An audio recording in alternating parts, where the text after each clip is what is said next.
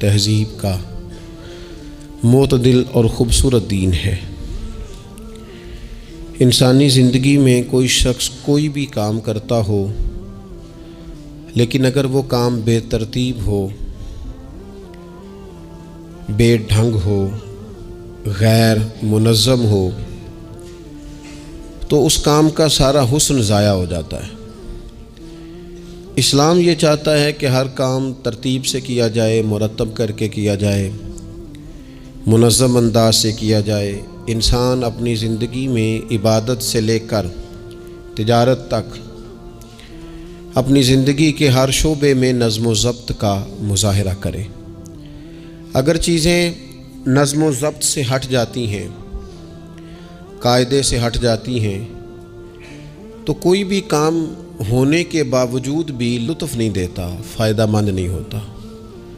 ہم یہ دیکھتے ہیں کہ مسلمانوں نے بہت ساری چیزوں کو بے ترتیب کر لیا ہے۔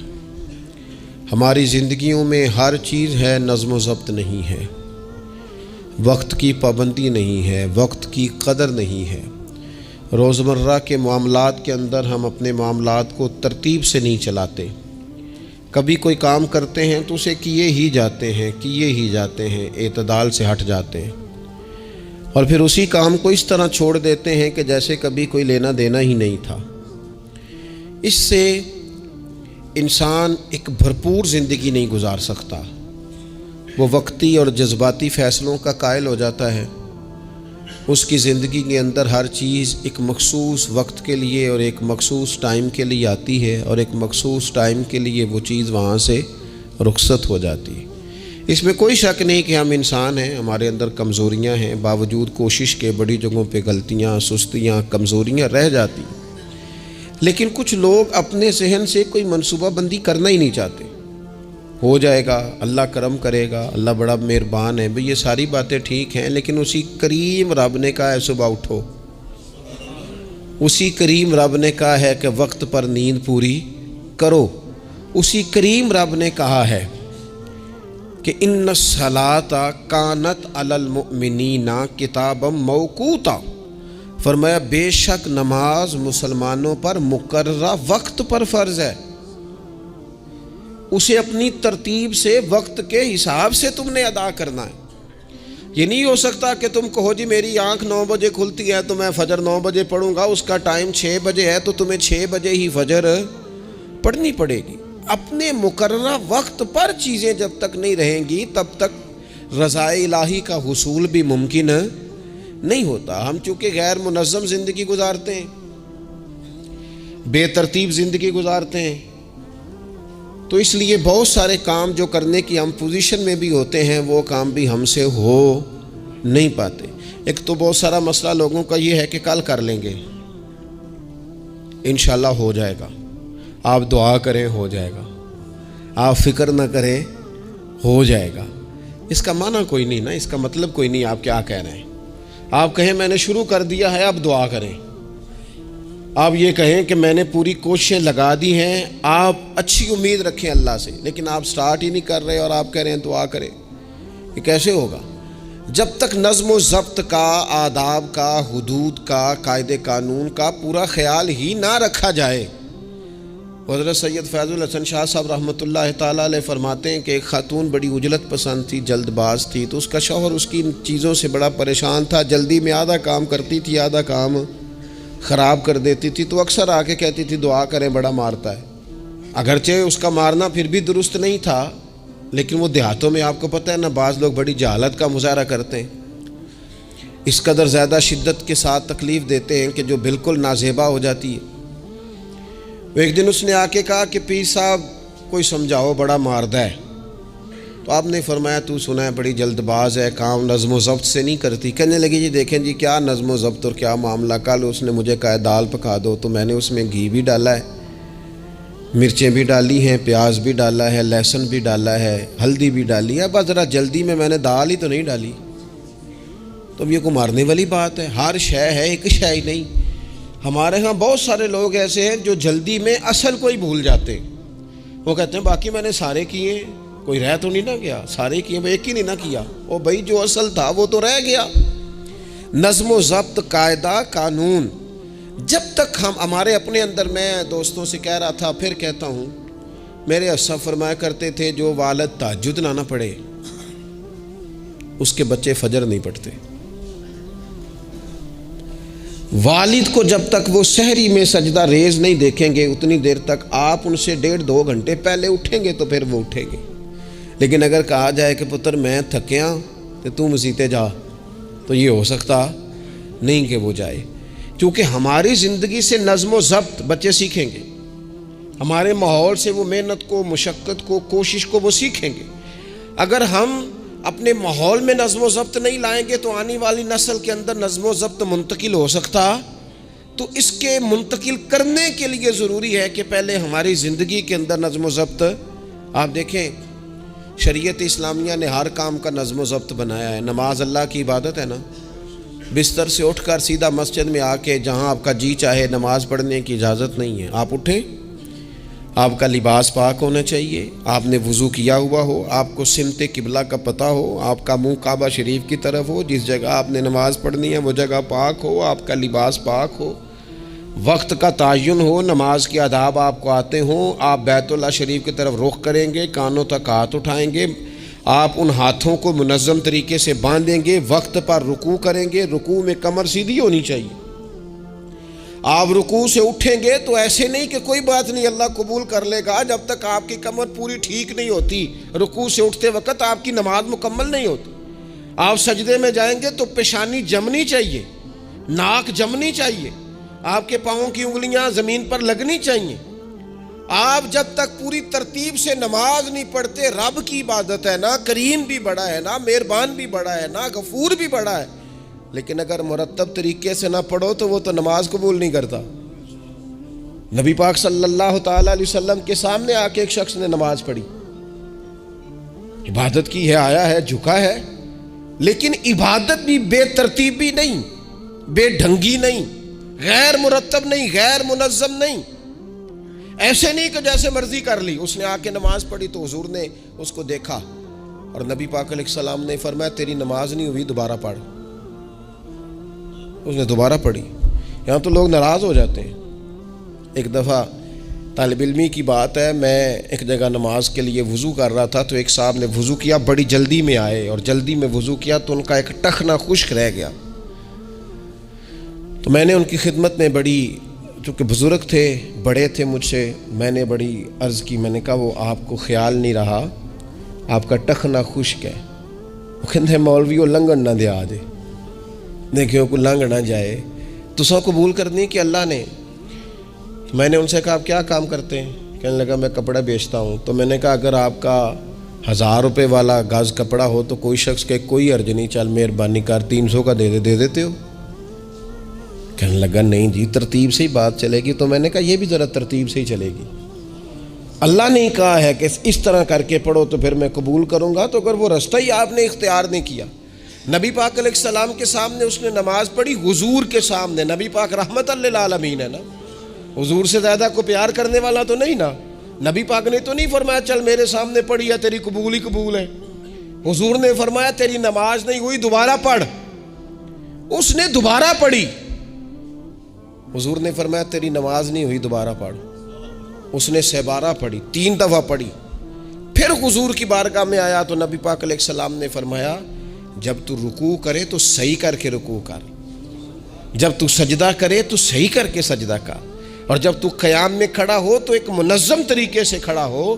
فرمایا اس اعتدال، اس نظم و ضبط سے، اس ترتیب سے نماز پڑھ، امید ہے خدا کے فضل پر کہ وہ تیری عبادت کو قبول فرمائے گا۔ نظم و ضبط ہی نہیں ہے۔ رمضان شریف کا روزہ بڑا مہربان ہے نا اللہ، اپنے بندوں کو کسی قسم کی کسی مشقت میں مالک ڈالتا نہیں، لا یکلف اللہ نفسا الا وسعہا۔ لیکن آپ یہ نہیں کہہ سکتے کہ میری آنکھ چونکہ صبح 9 بجے کھلی ہے تو مجھے تھوڑی شریعت گنجائش دے دے کہ میں تھوڑی سی روٹی کھا لوں پھر نہیں کھاؤں گا مغرب تک، یہ گنجائش نہیں ملے گی۔ نظم و ضبط ہے، ترتیب ہے، اس کا قاعدہ ہے، اس کے اصول ہے، اس کا ضابطہ ہے۔ سحری میں اٹھیں گے آپ، اگر آپ کی آنکھ نہیں کھلی ہے تو آپ کی اجازت چلی گئی، وقت ختم ہو گیا۔ آپ بے ترتیب ہوئے، آپ غافل ہوئے، آپ نے کیوں لمبی نیند کی، آپ کیوں وقت پہ نہیں اٹھے؟ زکوٰۃ ہے، آپ کو ٹائم دیا گیا ہے کہ اضافی رقم آپ کے پاس ہو، آپ کے اخراجات سے زیادہ ہو، کس منظم طریقے سے زکوٰۃ فرض کی گئی ہے، اور یہ وہ نظم و ضبط ہے جس سے بندے کو تکلیف نہیں ہوتی. یعنی آپ کی ضروریات سے زیادہ مال ہو، اس مال کی قیمت 7.5 تولے سونے کے برابر یا 52.5 تولے چاندی تک پہنچ جائے، پھر وہ کل پہنچ گیا تو آج زکوٰۃ فرض نہیں، اس پر سال گزر جائے، پھر بھی وہ سارا نہیں دینا، اس میں سے 2.5% دینا. نظم و ضبط سے اللہ تعالیٰ نے توفیق دی نا جب بیت اللہ شریف کا حج کرنے کی. تو میں واپس آیا تو مجھے ایک طالب علم نے پوچھا، اس نے کہا کہ اس کا خیال تھا چونکہ اللہ کے فضل سے ہم خانقاہی لوگ ہیں تو بعض لوگوں کا خیال ہوتا ہے کہ شاید کوئی بہت انوکھی بات اور انفرادی بات ملے گی، تو خانقاہ شریف میں یا طریقت میں یا اہل تصوف میں باتیں انوکھی نہیں ہیں، باتیں روٹین کی ہیں. بس وہ یہ کہتے ہیں کہ ذرا ان کو درد سے ان پر عمل کرو، اپنے دل پہ اس کا نفاذ کرو، روح میں اتارو. تو مجھے کہنے لگے آپ نے الحمدللہ حج کر لیا. تو میں نے کہا میں نے حج کیا ہے تو میں نے یہ رزلٹ نکالا ہے کہ حج بندے کو نظم و ضبط سکھاتا ہے، مرتب کرتا ہے انسان کی زندگی کو. آپ کو 8 ذی الحج کی زور پڑنی ہے، آپ کو ہر صورت میں مینا میں، آپ کو 9 کو ہر صورت زوال سے قبل عرفات میں آپ کو زوال کا وقت میں وہاں پہنچنا چاہیے، آپ کو کچھ نہ کچھ ٹائم وہاں گزارنا ہے. ایک منظم ترتیب ہے کہ مغرب کے وقت نکل آؤ، وہاں آپ نے نماز نہیں پڑھنی، آپ آ کے عرفات سے نکلیں، مغرب عشاء کی نمازیں مزدلفہ میں پڑھیں. آپ کو 10 کی صبح کو جا کے کنکر مارنے ہیں، آپ یہ نہیں کہہ سکتے کہ میں جناب 2 دن پہلے یہ کام ختم کر لوں. مقررہ ٹائم پہ جو 9 ذی الحج کو میدان عرفات میں نہیں جائے گا اس کا حج ہو سکتا، کیونکہ یہ ایک نظم و ضبط ہے، دین نے قاعدہ بنایا ہے، قاعدے کے بغیر آپ یہ کام کر سکتے. میں مصروف ہوں جی، مجھے سفر کرنا ہے، میں نے قربانی کرنی ہے تو 10 کو نہیں کر سکتا، میں 8 کو کر کے چلا جاؤں تو جاؤ، اللہ قبول ہی نہیں کرتا. قربانی اپنے ٹائم پہ مقررہ وقت پر. نظم و ضبط پوری عبادات اسلامیہ میں آپ دیکھ لیں، نظم و ضبط ہے، اصول ہے، قاعدہ ضابطہ ہے. وہ ہمارے یہاں کچھ لوگ نا درویشی کی بنیاد پر بھی جہالت پھیلاتے ہیں. وہ کہتے ہیں جی اسی درویش لوگ ہیں جی، ہم کسی نظم و ضبط کے قائل نہیں. اس کا کیا معنی ہوا جی؟ وہ درویش تو تنظیمیں نہیں چلاتے، تو درویش کیا چلاتے ہیں؟ جہالت چلاتے ہیں. درویش ہی تو تنظیم چلا سکتا ہے، درویش ہی تو ادارہ چلا سکتا ہے، درویش ہی تو ایک منظم سلسلہ تعلیم آگے لے جا سکتا ہے، چونکہ اس کی زندگی میں نظم و ضبط ہوتا ہے، اس کی زندگی ایک پورے قاعدے کے مطابق مرتب ہوتی ہے، اس کی زندگی میں ٹائم ٹیبل پوری ترتیب سے ہوتا ہے. تو یاد رکھیے گا کہ نظم و ضبط ایک حسن ہے. آپ دیکھیے شریعت اسلامیہ کس طرح سے ہماری تربیت کرتی ہے. شریعت تو کہتی ہے باقی ساری چیزیں تو ایک طرف رہ گئیں، کسی کے گھر بھی جانا ہے تو نظم و ضبط سے جانا ہے. آپ کے بھائی کا گھر ہے، آپ کے دوست کا گھر ہے، آپ کا قریبی تعلق ہے، بغیر اجازت جا سکتے ہیں؟ دین نظم سکھاتا ہے. قرآن مجید فرقان حمید نے کہا یا ایھا الذین آمنوا لا تدخلوا بیوتا غیر بیوتکم حتی تستأنسوا وتسلموا علی اہلھا. کیا کرو؟ اگر کسی کے گھر جاؤ نا تو پہلے جا کے اجازت لو. یا ایھا الذین آمنوا، اے ایمان والو. کن سے کہا؟ صاحب کسی کے گھر میں داخل ہونا ہے تو پہلے کیا کرنا ہے؟ اجازت لینی ہے. اہل خانہ کو سلام کرنا ہے، اور اگر وہ اجازت نہ دیں تو پھر ان کے گھر میں داخل ہے. نبی پاک علیہ السلام 3 دفعہ دستک دیتے تھے، اجازت نہیں ملتی تھی تو لوٹ آتے تھے. جھگڑا کیا ہے؟ یہاں عام لوگ ناراض ہو جاتے ہیں، کہتے ہیں میں ملنے گیا سا جی تو مینوں ٹائم ملیا سی، آپ کے ٹائم کا نہیں میں نے خیال کیا. جب تک آپ نظم و ضبط نہیں سمجھتے، ترتیب نہیں سمجھتے. آپ دیکھیں نا نبی پاک صلی اللہ تعالی علیہ وسلم کے گھر کھانا تھا صحابہ کا، صحابہ نے کھانا کھا لیا. بہت سارے لوگ ایسے ہوتے ہیں جو کھانا کھانے کے بعد بیٹھ جاتے ہیں، شادیوں پہ، بیاہ پہ آپ دیکھتے ہیں گپ شپ لگنے لگتی ہے، وہ دیر تک بیٹھے رہتے ہیں. تو وہاں بھی کچھ لوگ بیٹھ گئے، کوئی اچھی گفتگو، کوئی دین کی، کوئی خیر کی بات ہونے لگی. نبی پاک علیہ السلام 2-3 دفعہ تشریف لائے، ان کو دیکھا. یا ایھا الذین آمنوا لا ترفعوا اصواتکم فوق صوت النبی ولا تجہروا لہ بالقول. نبی پاک صلی اللہ تعالی علیہ وآلہ وسلم کی بارگاہ میں تو آواز اونچی نہیں کرنی، تم نے اس طرح چلا کر بات نہیں کرنی، اس طرح لوگ آپس میں کرتے ہیں. دھیما لب و لہجہ، یا ایھا الذین آمنوا لا تقولوا رائنا وقولوا انظرنا، لفظوں کے چناؤ میں احتیاط کرنی۔ وہ دیر تک بیٹھے رہے، بات چیت ہو رہی ہے، حضور دو ایک دفعہ آئے، واپس چلے گئے۔ اللہ تعالیٰ نے قرآن نازل کر دیا، فرمایا میرے محبوب کو تکلیف دیتے ہو؟ جب کھانا کھا چکو تو اٹھو، اب جاؤ، ختم ہو گئی دعوت، ٹائم مکمل ہوا، اب کوئی کام کرنے دو۔ میرے عزیز، اپنی زندگی میں یہ ماحول بنائیں، ان چیزوں کو لے کر کے آئیں جو چیزیں ہمارے لیے ضروری ہیں۔ اگر ہم یہ کام نہیں کریں گے تو پھر زندگی میں یا تو ہمارا وجود کسی کے لیے اذیت کا باعث بنے گا، تکلیف کا باعث بنے گا، یا ہمارا لب و لہجہ اس طرح کا ہو جائے گا کہ ہم باوجود محنت کے اس کا کوئی نتیجہ نکال سکیں گے۔ محنت ہو رہی ہے لیکن نظم و ضبط سے نہیں ہو رہی، بے ترتیب ہو رہی ہے، بے تکی ہو رہی ہے، تو بجائے زیادہ مشقت کے نتیجہ تھوڑا آئے گا۔ اس لیے نظم و ضبط اپنی زندگی میں، قاعدہ قانون۔ میرے رسول پاک علیہ الصلاۃ والسلام نہ لوگوں کو قانون توڑنے سے منع کرتے، حضور علیہ الصلاۃ والسلام لوگوں کو اطاعت امیر کا حکم دیتے، امیر کی فرما برداری کی بات سناتے، فرماتے اگر تمہارے اوپر نک کٹا حبشی غلام بھی امیر بنا دیا جائے جو کتاب اللہ کے مطابق تمہیں حکم دے، تو اللہ کے محبوب فرماتے ہیں اس کی بات بھی سننا اور اس کی فرما برداری بھی کرنا، پیچھے نہ ہٹنا۔ تم یہ نہ دیکھنا کہ یار یہ تو نک کٹا حبشی غلام ہے اور میں تو معاذ اللہ اس سے بہتر ہوں، اس کی فرما برداری کرنا۔ اس لیے کہ نظم و ضبط قائم رہتا ہے جب لوگ قانون کی پابندی کرتے ہیں، اور جب قانون کی پابندی نہیں ہوتی، جہاں قیام عدل نہ ہو وہاں قرار ہو سکتا ہے۔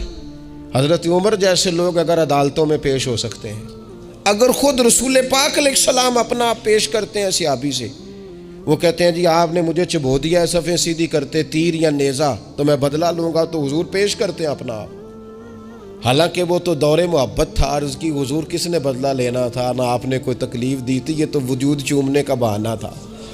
لیکن نبی کریم علیہ الصلاۃ والسلام نے جو ہمارے سامنے اسوہ رکھا ہے، اس میں یہ ہے کہ یہ نظم اس طرح کا ہونا چاہیے کہ کوئی شخص بھی قاعدے قانون سے بالا تر۔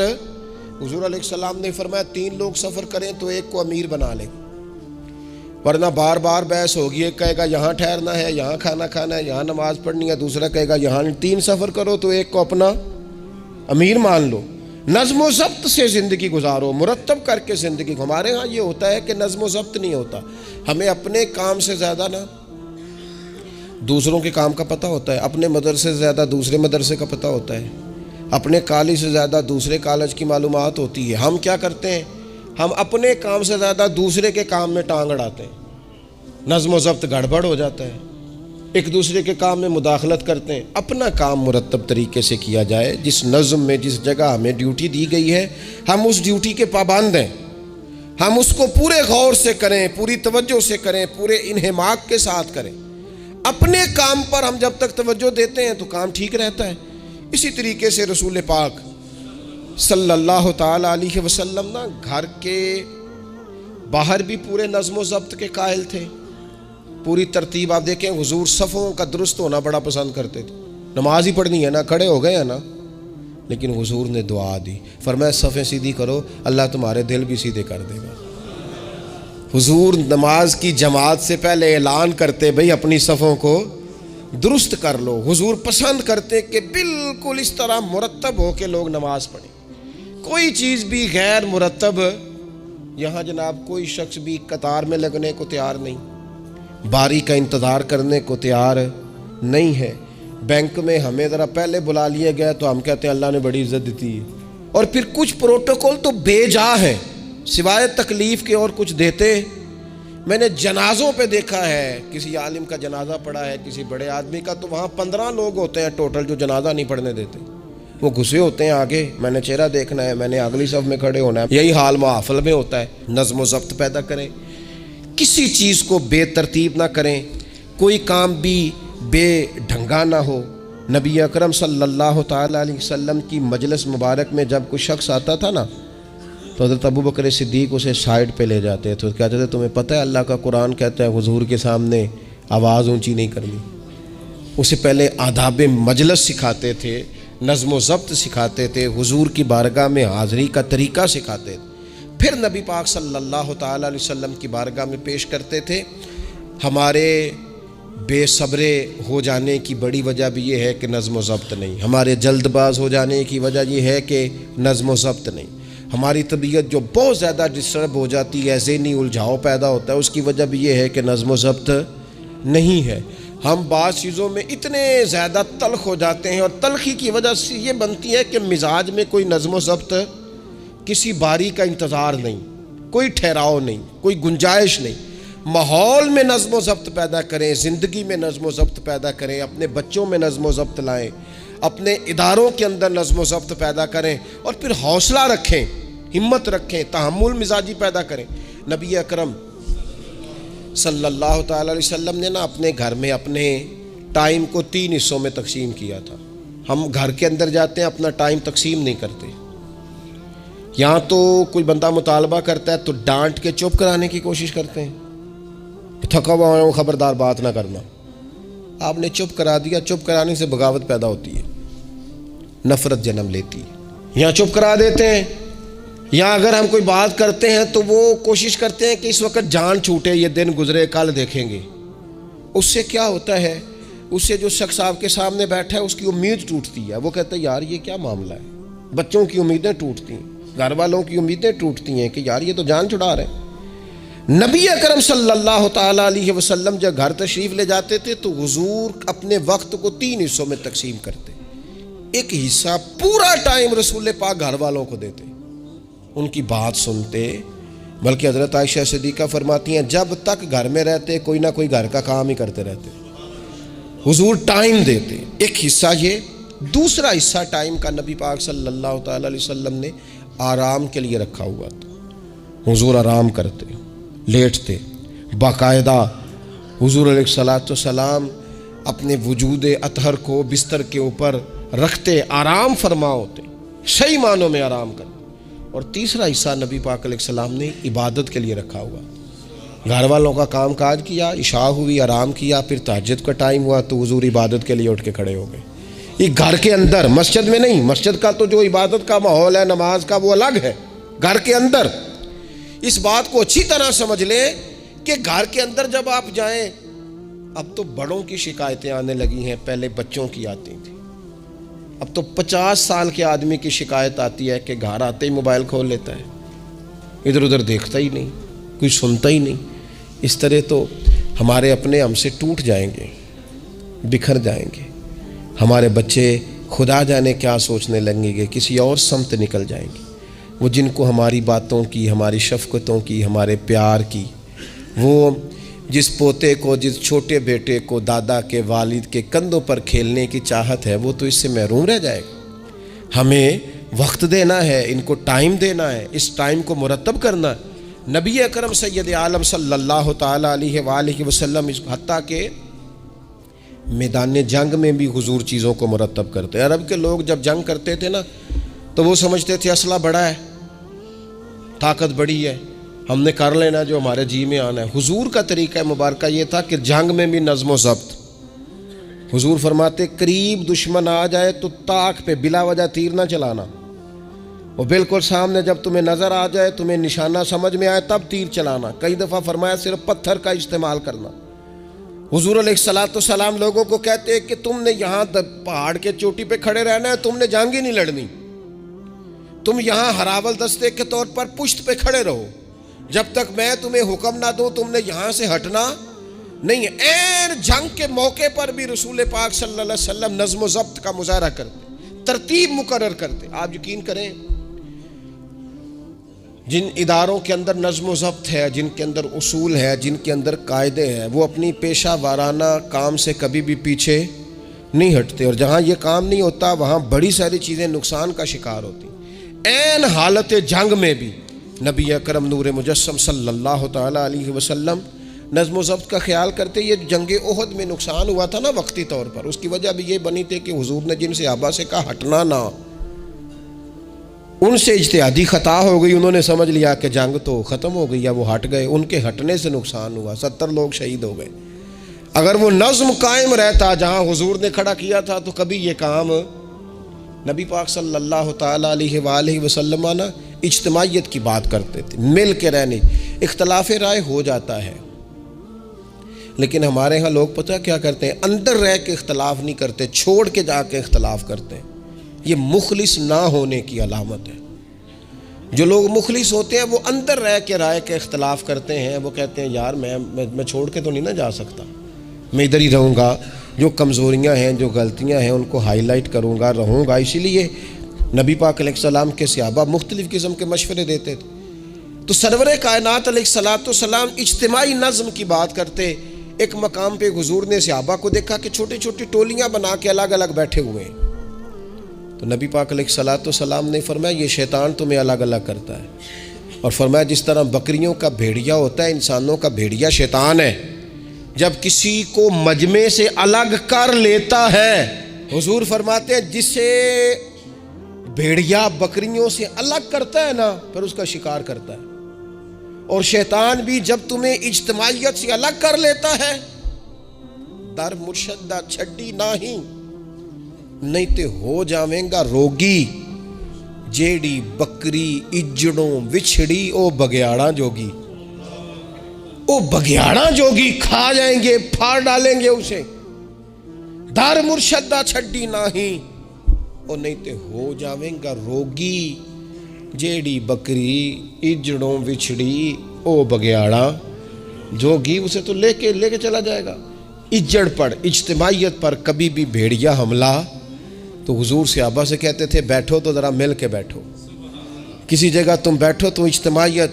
بڑی مشہور حدیث ہے، چند لوگ جمعے میں کھڑے تھے تو حضور نے فرمایا بیٹھ جاؤ الگ الگ۔ بعض لوگ بڑے قائل ہوتے ہیں نا، تھوڑا سا جناب ہم نے ذرا ہٹ کے رہنا ہے، ہم نے تھوڑا سا الگ سے رہنا ہے، تھوڑا سائڈ پہ بیٹھنا ہے، تو حضور پسند نہیں کرتے تھے۔ فرمایا اکٹھے بیٹھو، مجمع کی صورت میں بیٹھو۔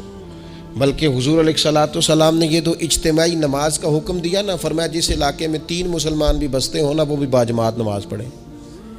وَرْكَعُوا مَعَ الرَّاكِعِينَ، رکوع کرو پر رکوع کرنے والوں کے ساتھ، تنہا نہیں، مل کے اجتماع۔ آج کفر نے بھلا کیا ہے؟ اس نے مسلمانوں کی اجتماعیت کوئی توڑا ہے، نظم و ضبط کوئی تو توڑا ہے۔ 57 اسلامی ممالک ہونے کے باوجود نظم و ضبط نہیں، اور وہاں ایک ملک ہے امریکہ، اپنی ریاستوں کو ساتھ ملا کے اس طرح گٹھ جوڑ کیا ہے کہ وہ سب پر بھاری ہوتا جاتا ہے معاذ اللہ۔ اگر نظم و ضبط، اور یہ ہمارے ہاں بھی نہیں ہے، روٹین میں چھوٹے چھوٹے اختلافات ہوتے ہیں لوگوں کے بیچ، لیکن ایک دوسرے کو ملنا پسند نہیں کرتے، سلام کلام پسند نہیں کرتے، نفرت کا اظہار۔ تو جب گلی محلوں میں نظم و ضبط نہیں، ٹولیاں بنی ہوئی ہیں، گروہ بنے ہوئے ہیں، چھوٹی چھوٹی باتوں میں لوگوں نے الگ الگ ماحول بنا دیا ہے۔ بلکہ بعض لوگ تو باقاعدہ بڑے ماہر ہوتے ہیں خاندان میں لڑائی کیسے کرانی ہے، محلے میں فساد کیسے ڈلوانا ہے، لوگوں کو کس طرح کر کے توڑنا ہے، کیا ایسا کام کرنا ہے جس سے کہ لوگ زیادہ سے زیادہ ٹوٹ جائیں۔ تو اپنی زندگی کے اندر، اپنے ماحول کے اندر، اپنی طبیعت کے اندر نظم و ضبط لائیں گے۔ بہت سارے لوگ ہیں جو خود بھی وقت ضائع کرتے ہیں، اگر کہیں چلے جائیں تو اس کا بھی پورا ہی وقت ضائع کرتے ہیں، پورا ٹائم۔ یعنی اس پہ کتنا پیسہ لگتا ہوگا، موبائل کا کتنا بل آتا ہوگا، ٹائم کتنا ضائع ہوتا ہوگا۔ اور پھر سناؤ، مثلاً کی سنائیے جی، اس کا کمانا ہے۔ یعنی ایک صاحب کہنے لگے، انہوں نے کئی دفعہ مجھے کہا کوئی نوی تازی، میں چپ کر گیا۔ پھر فون پہ، اب بندہ خیر مہذب لگتا ہے اگر کہے چلو جی پھر ٹھیک ہے، وہ پھر کہن کو نوی تازی، میں کہا جی میں تے مولوی ہیں، تسی مینوں اخباری نمائندہ سمجھ لیا، نوی تازی تو آپ کسی اخباری رپورٹر سے پوچھیں، مینوں کی پتہ ہے نوی تازی کی ہے، میں تو چھوٹا سا آدمی ہوں، اپنے کام نوی تازی دا کی مطلب ہویا۔ یعنی اب اتنا آپ نے فون بھی ضائع، ٹائم بھی ضائع۔ حضرت صاحب ہور پھر سناؤ بھئی، تسی ایتھے حضرت صاحب دے کول رہو نہ مہینہ تے کوئی کام کرو نال، تاکہ تانوں اور بھی کوئی سنان۔ حضرت صاحب تانوں کی سنان، لیکن شرط یہ ہے کہ ہم نظم و ضبط والے بنے، ایک جملہ بھی ضائع نہیں، اضافی نہیں۔ اس میں کہا کرتا ہوں دوسروں کو بہت ساری چیزیں سکھانے سے بہتر ہے ہم بہت سارے لوگوں سے خود سیکھنا شروع کر دیں، اپنی زندگی میں سیکھیں۔ اللہ تبارک و تعالی مجھے آپ کو توفیق